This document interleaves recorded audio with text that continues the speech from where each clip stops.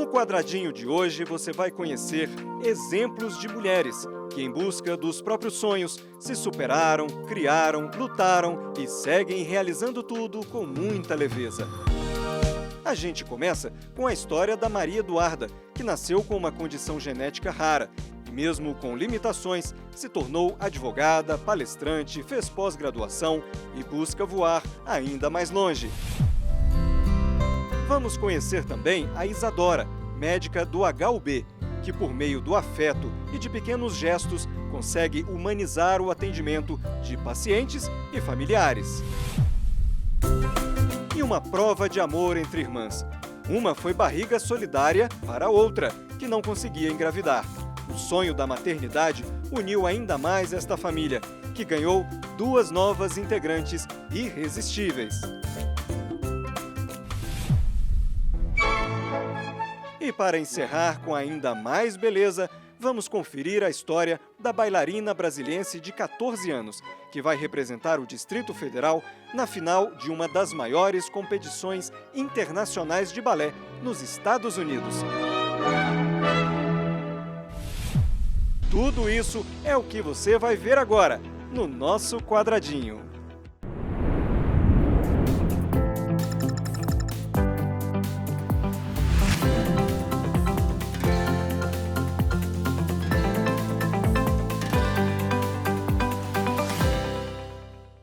Com pouca altura, problemas de visão e uma rara condição genética, Maria Eduarda mostra o verdadeiro significado da palavra superação. Ela se formou em Direito, foi aprovada no exame da OAB antes mesmo de terminar o curso. Dá palestras, já fez uma pós-graduação e quer ir além.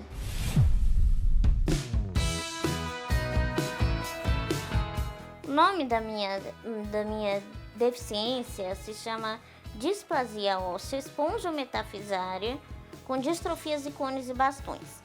É um tipo de nanismo extremamente raro, que foi descoberto há poucos anos atrás. É associada à deficiência visual grave.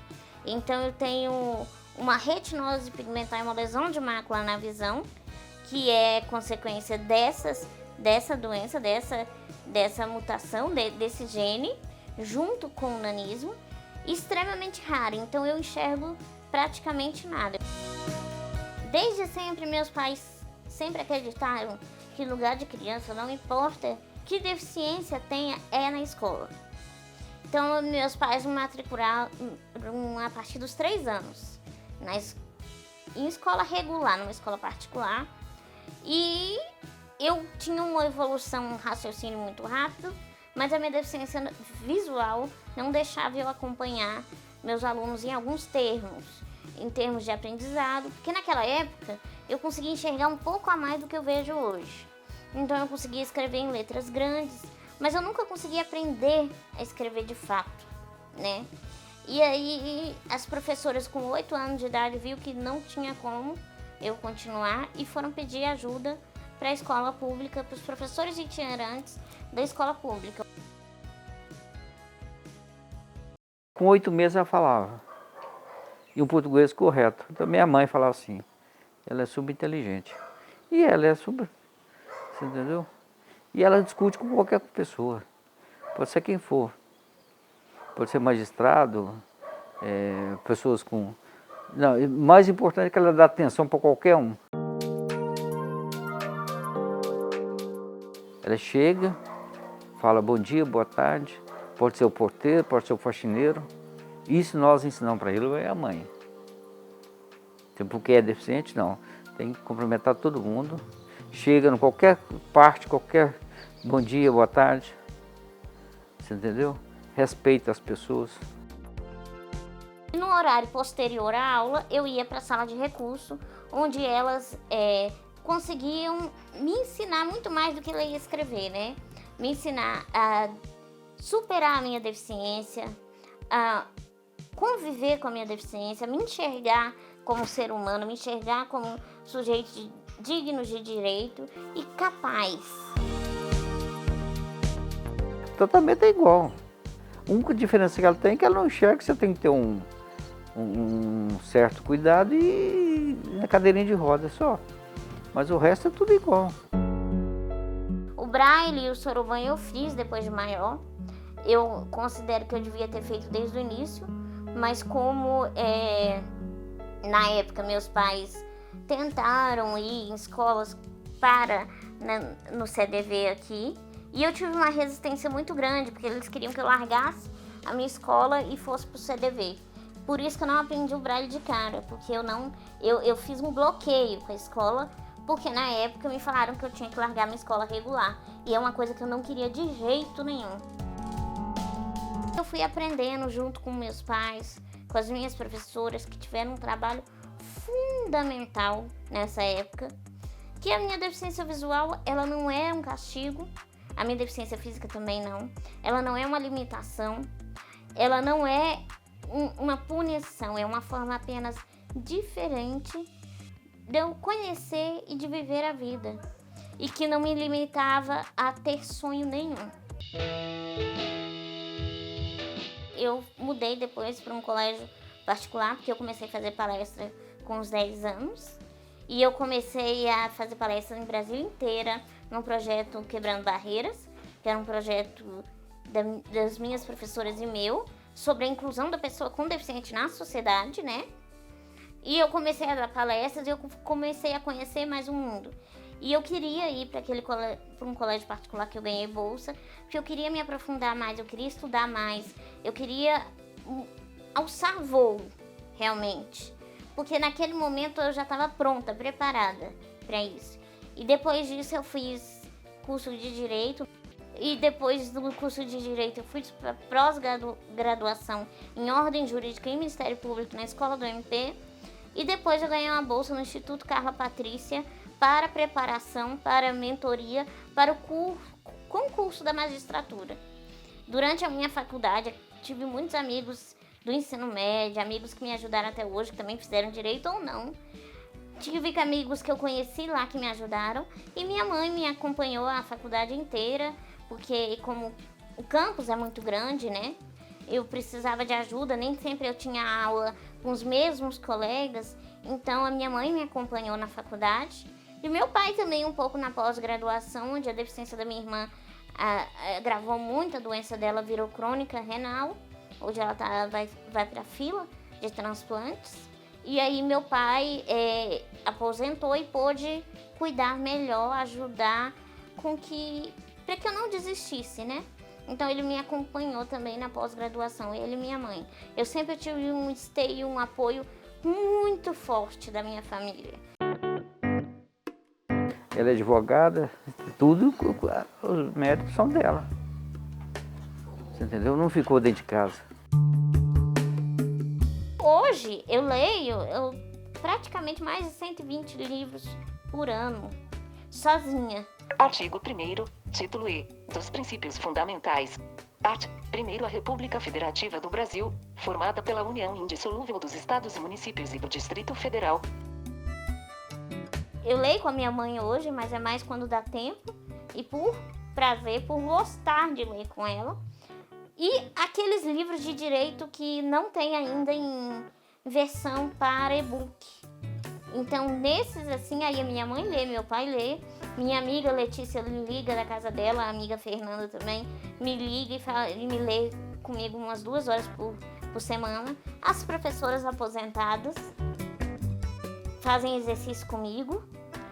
Toda semana também a gente combina um horarinho, eu ligo e a gente vai com força e fé, eles lendo de lá, bebendo água, a gente fazendo questão e indo junto.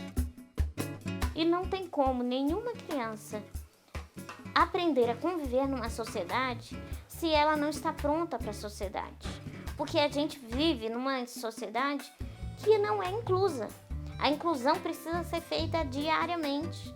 E não tem como a gente ir para trás. A gente luta no direito para que a inclusão, as escolas e o meio entenda que não é o deficiente que tem que se adaptar, e sim as escolas, a sociedade que tem que se adaptar às pessoas com deficiência. Eu quero ser juíza porque eu acredito num mundo melhor. E eu acredito num mundo mais incluso. Mas é um desafio que eu acredito e que eu vou conseguir, não só para mim, mas para muitos que virão depois de mim. Porque a deficiência, ela não vai ser um empecilho para mim alcançar a magistratura, ela é um desafio. Mas ela, de maneira nenhuma, muda a minha capacidade de fazer um mundo melhor a partir do meu trabalho. Uma médica que humaniza o atendimento. Assim é a Isadora, que sempre buscou formas de tornar as internações hospitalares menos traumáticas. Para isso, ela criou o Prontuário Afetivo, onde ela anota informações que mexem com a memória e o coração de cada um dos pacientes. Pode parecer um pequeno detalhe, mas faz toda a diferença. Em março de 2020, eu saí do ambulatório, fui convocada para a enfermaria aqui de clínica médica, que é onde teve casos de Covid, num momento que a gente tinha muito medo de morrer, medo de passar a doença para os familiares, não tinha vacina, a gente não sabia como tratar, então veio um sentimento muito forte de impotência e muito medo de morrer mesmo. Cheguei a fazer um autorretrato entubada, tive um colega que faleceu, próximo, técnico de enfermagem, que trabalhou comigo.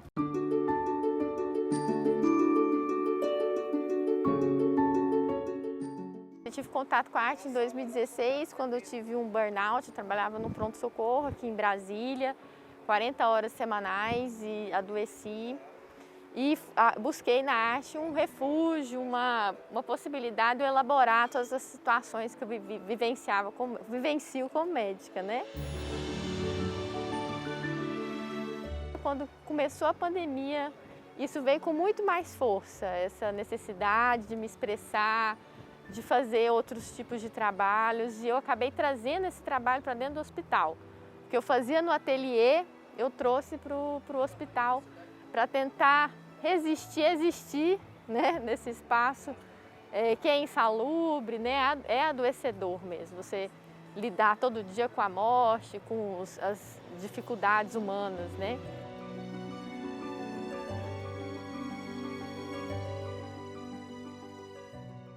Então eu comecei, para tentar elaborar isso, comecei a representar, fazer aquarelas, uma série de aquarelas sobre essa questão sutil da vida e da morte, né?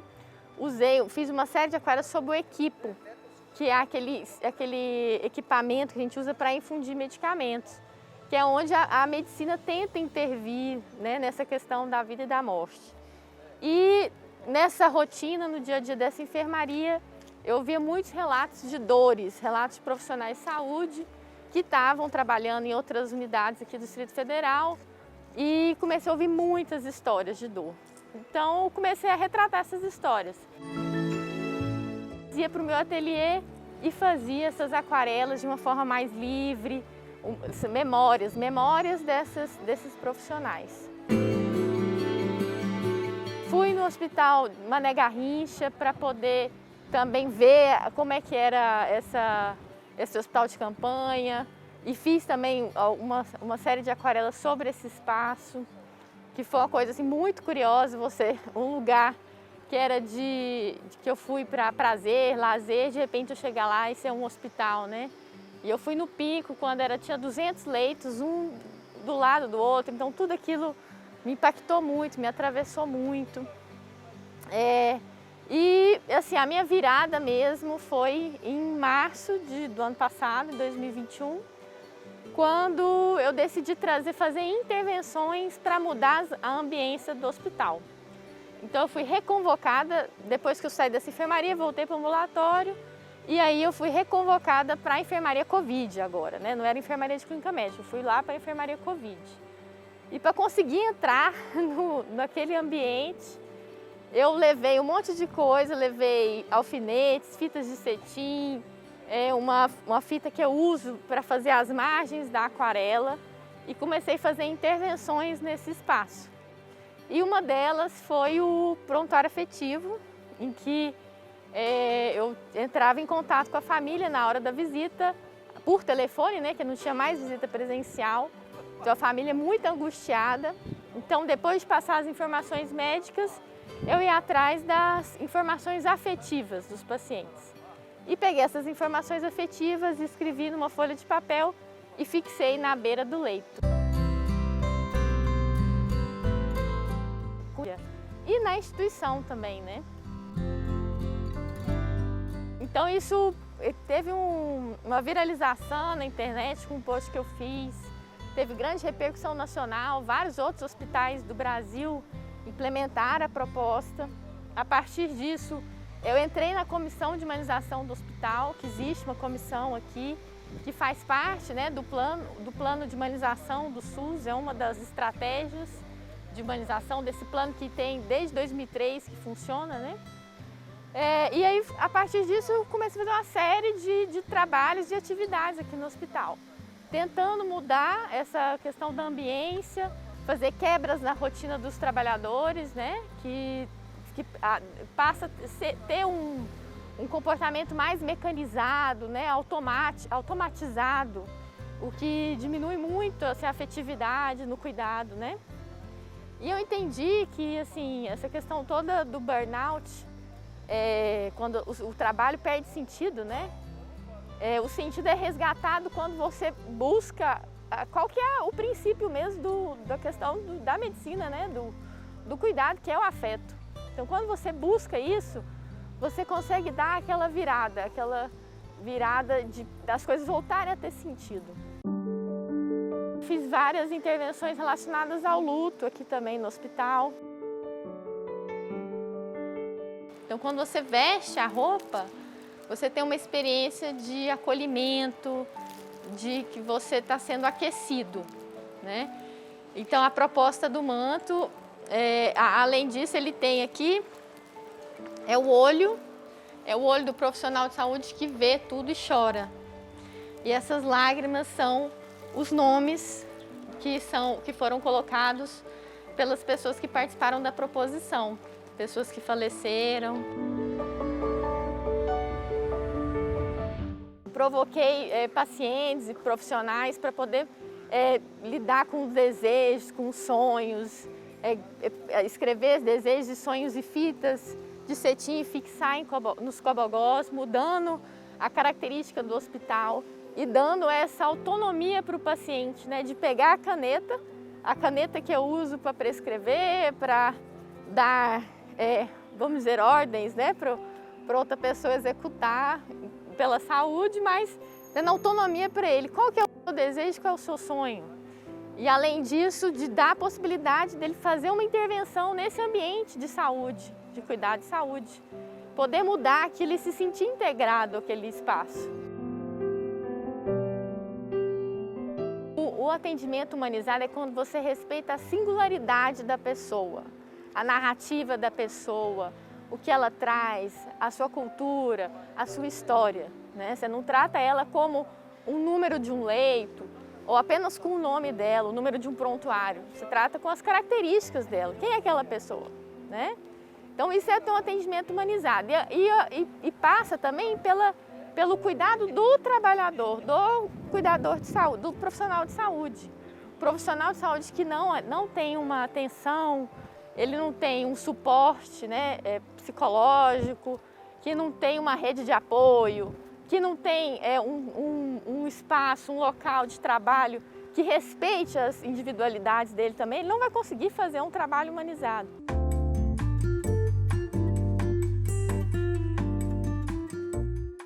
Então, envolve várias questões, por isso que é importante você dar esse espaço de fala para o profissional de saúde, para ele se expressar e ele poder mudar o ambiente que ele trabalha, né? De acordo com o que ele acredita, né? E criar uma comunidade ali, mesmo que de uma forma utópica, criar uma comunidade temporária naquele espaço. Quando você coloca sonhos e desejos numa parede, não são só sonhos e desejos, né?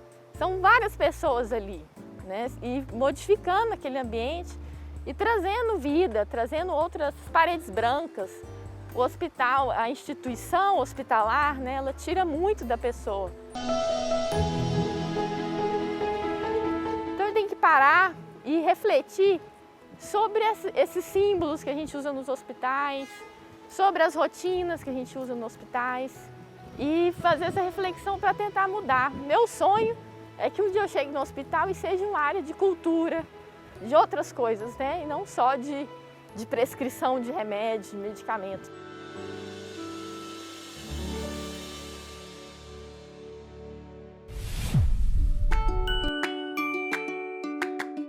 No próximo bloco, vamos conhecer a Natana, uma mulher que se tornou mãe de uma forma diferente, por meio da barriga solidária da irmã. E vamos admirar os giros e passos da Lisa, que se destaca no concorrido mundo do balé e vai representar o DF em uma das principais competições do mundo.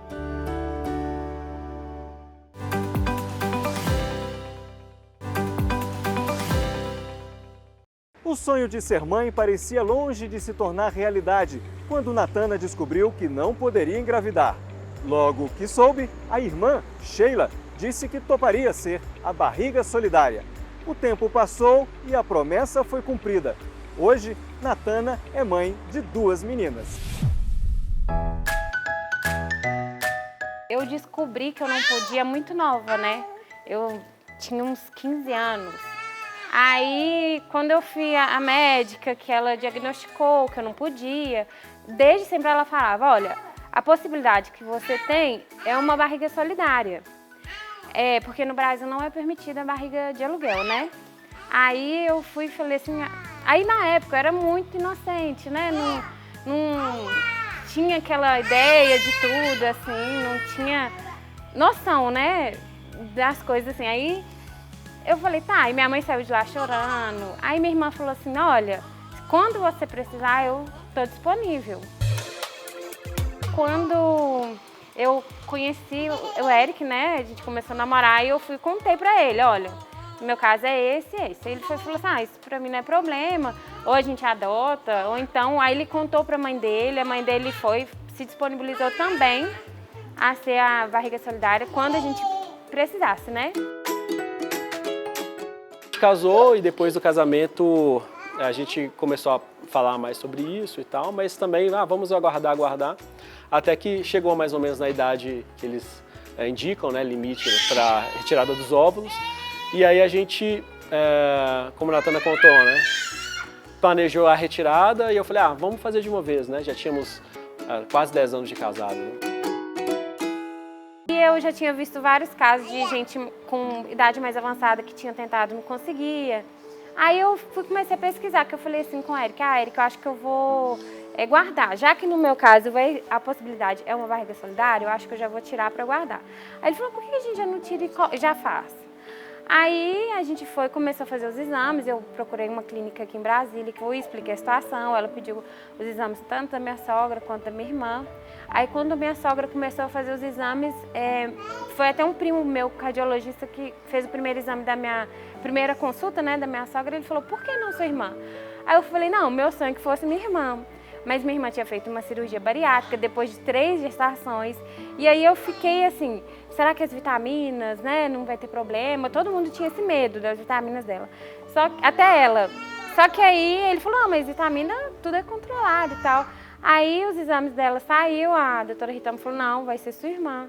E aí ela conversou com o marido dela, a princípio ele ficou meio assim, né? Apesar dele já saber desde sempre, né, essa possibilidade, ele ficou meio sem saber, mas no fim ela falou assim, olha, você que sabe, você que vai decidir, né? Isso a gente decidiu em maio, aí a gente começou a fazer, né, os preparativos em junho. Em julho ela veio, a gente fez a transferência que eles falam, né, da fertilização. E aí a doutora Rita me falou, nossa, tá dando tão certo, vamos fazer logo 2? Aí a gente, tá, vamos. Aí colocamos 2 e aí a gente ficava naquela ansiedade, vai ou não vai dar certo. E aí deu certo de primeira. Ela foi para Minas, né? Aí eu fui para Minas para contar pro meu pai, porque a gente só contou para as pessoas depois, né? E aí, graças a Deus, eu acompanhei a gravidez toda pelo WhatsApp. Ela arrumou uma médica, assim, que foi um anjo lá na minha cidade. E graças a Deus, deu tudo certo. Algumas consultas, poucas eu pude ir presencial, Mas o resto eu assistia tudo pelo... O meu cunhado gravava, ou então eu ligava na hora no vídeo. E foi dessa forma. E aí eu fiz o tratamento para poder amamentar, né? Tomei uma medicação. Eu consegui amamentar, mas pouco tempo, porque assim, era bem desgastante, que tinha que... o tempo que elas não mamavam, eu tinha que fazer com a bombinha para estimular, porque como eu não gestei, né? Tinha que ter a estimulação desde antes delas nascerem. E aí quando elas nasceram, além de 2 recém-nascidas, né? E aí ter a maquininha, ter os horários contados, então não durou muito, mas eu consegui amamentar também.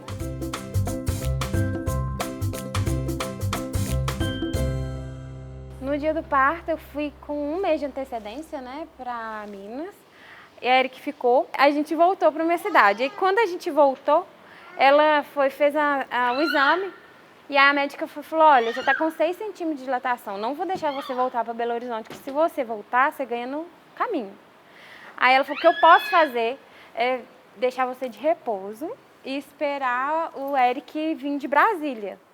Que aí eu liguei pra ele e falei, Eric, pode vir, que ela vai tentar esperar até amanhã. Eu fiquei sabendo que estava para nascer, estava aqui em Brasília, e aí eu saí do trabalho, peguei o carro e fui para Minas, né, interior de Minas ainda, né. Então virei à noite, né, viajei de noite, então cheguei lá bem cansado, assim, na expectativa, né, e com medo também, né, de alguma coisa dar errado, né. Parto de gêmeas, e ela estava no interior também, que não tinha UTI infantil, então estava bastante preocupado, né? Mas aí eu cheguei lá, foi interessante que eu cheguei entre o nascimento das duas, né? Que foi 10 minutos de diferença, eu cheguei bem nesse intervalo. Então eu cheguei no hospital, eles, vai para aquela porta, aquele corredor, a gente só vai girando, de repente chegou lá, e aí eu vi Natana sentada com Isadora no colo, e aí aqui tava aquela confusão, né? E a outra nascendo, então eu não sabia nem o que fazer. Tava sem dormir e tal, então... mas estava feliz, né? Que estava dando tudo certo, que Isadora estava com saúde, então era só aguardar a Alice nascer, que rapidinho ela nasceu também. Não tem emoção melhor, né? Não tem emoção maior. Aí a médica já falou, vai direto pro colo dela, para amamentar nela, e assim foi. A realização de um sonho. Como no início lá a gente tinha muito medo de alguma coisa errada, né? E ver elas nascendo com saúde, então a gente fica muito feliz.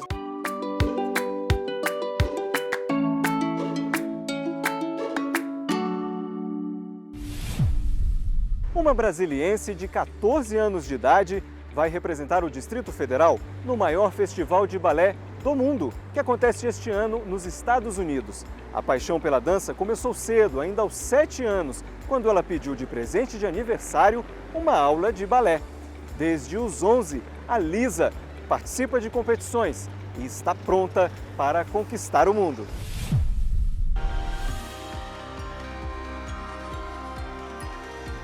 Eu comecei a fazer balé com 7 anos, porque eu pedi de aniversário para poder entrar no balé. E com uns 9 anos, mais ou menos, eu fui para minha primeira competição. E aí depois eu comecei a treinar muito mais quando eu descobri que existia essas coisas de competição e podia ser uma profissão. Aí eu voltei a competir com 11 anos, já usando sapatilha de ponta, e tô até agora. E a gente deu de presente de aniversário a matrícula dela na escola de balé. Em seguida, ela já começou a se destacar, né, nas aulas. A gente viu que era uma paixão dela, né? Já com 9, 10 anos, ela já falava que ela queria ser bailarina, né? Que não tinha outra possibilidade na vida. E até hoje, né? Se você perguntar, quando a gente pergunta para o adolescente, agora ela tem 14 anos, que profissão você quer seguir, alguma coisa, o sonho dela? Balé. Ela quer ser bailarina, não existe outra possibilidade na vida. Primeiro as professoras começaram a falar do desempenho dela, né, no balé. Porque uma coisa é você realizar as aulas de balé, outra coisa é ver o seu desempenho, ver que ela consegue fazer todas as correções, se dedicar, né. E aí, com tudo isso, surgiram as competições. Ela começou a participar com 10 anos de competição, né. E já com 11 anos ela já emplacou um primeiro lugar nacional, né. Então isso entusiasmo tanto para a bailarina, para a família, como para a escola de balé, né? E aí não parou mais, né? Quando ela subiu na ponta com 10 anos, e aí seguiu, tá nessa trajetória aí. E a Lisa foi se destacando porque a gente sempre levou para concursos próximos, né? E ela foi indo, foi se dando bem nos concursos e foi tomando mais gosto e foi treinando cada vez mais. Os treinos dela são assim intensos, muito ativo, e tudo que você corrige, ela corrige. E ela quer conseguir o que ela não conseguiu, ela quer conseguir. Então, esses treinos são condicionamento físico, são trabalhos com ponta, são trabalhos de contemporâneo, de técnica clássica. E aí vem a parte que entra os repertórios, as variações, que vão para os grandes concursos também. Então, nessa pandemia, ela ganhou 23 prêmios, primeiros lugares, com bolsas, né? E agora, esse último, que é o IAGP Brasil, que ela foi premiada, foi para a final, que vai ser em Tampa, na Flórida, Estados Unidos.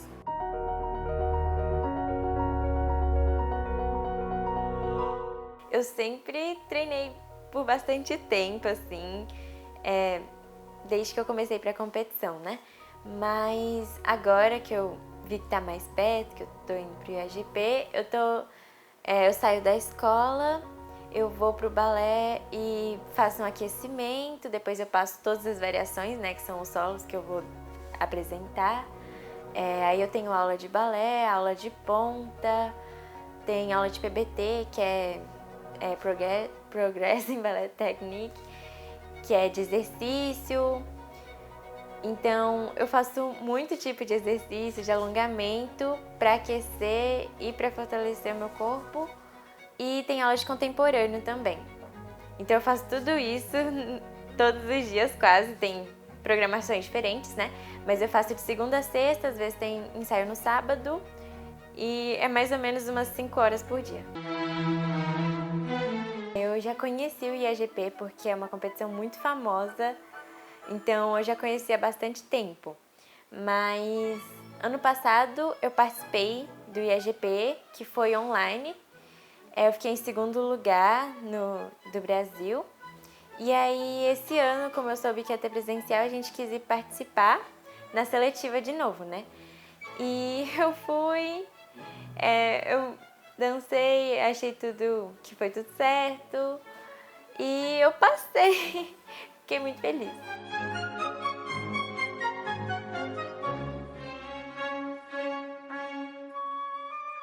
Era seletiva da América do Sul, então tinha gente de fora do Brasil também. Tinham mais algumas pessoas daqui do DF competindo lá na seletiva, mas eu me surpreendi assim que eu passei, porque eu nunca tinha participado do IAGP assim presencial, mas eu dei o meu melhor e funcionou. Agora em abril vai ser a final, que é a internacional, né? Que tem de todos os países, tem a seletiva do IAGP em vários lugares do mundo e eles selecionam os melhores para ir para essa final. E então vai ser agora com todo mundo, muita gente. Meu objetivo, eu vou para a competição porque eu tô treinando, indo em palco, e algum dia eu quero ganhar alguma bolsa para uma escola de uma companhia. Por exemplo, a Royal, que é na minha academia, a gente tem aula do método da Royal, a gente faz os exames da Royal, então eu queria muito ir para lá algum dia. E tem muitas competições que oferecem bolsa de várias academias do mundo, então eu tô indo para tentar ganhar alguma delas.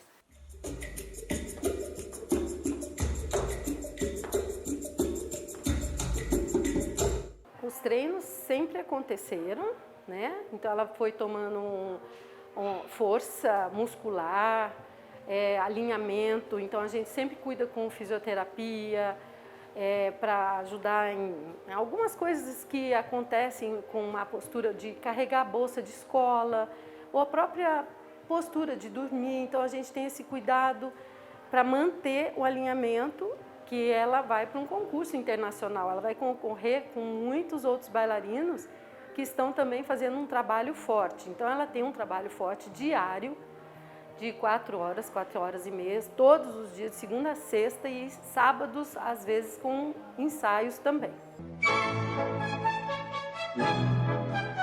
No palco, sempre tem o nervosismo, assim, né, que não tem na sala, eu me sinto um pouco mais tranquila, mas eu sempre me esforço bastante, tento prender tudo com o máximo de força para conseguir fazer o mais bonito possível. Mas no palco sempre a sensação é diferente, que dá um nervosismo, que tem o público, quando a competição tem jurado. Mas eu me sinto muito bem, às vezes eu me sinto melhor no palco do que dançando na sala. Acho que eu fico mais nervosa que ela, né? Eu tento não demonstrar, mas o coração fica aqui, né?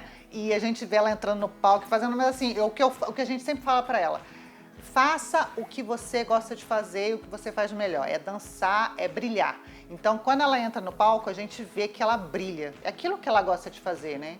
Então, assim, é muito emocionante, a família toda apoia e ela é maravilhosa no palco, né? É uma competição muito importante para a carreira dela, porque ela tem uma visibilidade mundial, né? Então, como é uma grande competição no balé, várias academias e escolas do mundo vão ficar de olho naqueles adolescentes se apresentando no palco. Então, assim, o que a gente pede é apoio, né? Todo mundo torcendo, né? Porque, assim, ela vai representar o Brasil e o Distrito Federal, né? Geralmente, os competidores de balé ficam São Paulo e Rio, né? Então, trazer o nome de Brasília, do DF, né, para o balé é muito importante, né? Foi muita emoção em vários concursos, em vários. Então eu tô lá na coxia, ela está se apresentando e ela no final, na reverência, no agradecimento para o público, né, que o jurado está vendo até o final, ela sempre olha lá na coxia e eu tô lá esperando e ela vem correndo e me abraça. Então isso tudo, essa emoção já vem vindo há muito tempo e com todos os prêmios, né? E agora indo para a final fora do Brasil, que é um campeonato internacional, né, que vai ser nos Estados Unidos, ela vai concorrer com muita gente boa, mas ela é muito boa e eu acredito nela, eu confio nela, ela é talentosa, é uma pessoa extremamente delicada, doce e ela merece muito e tudo.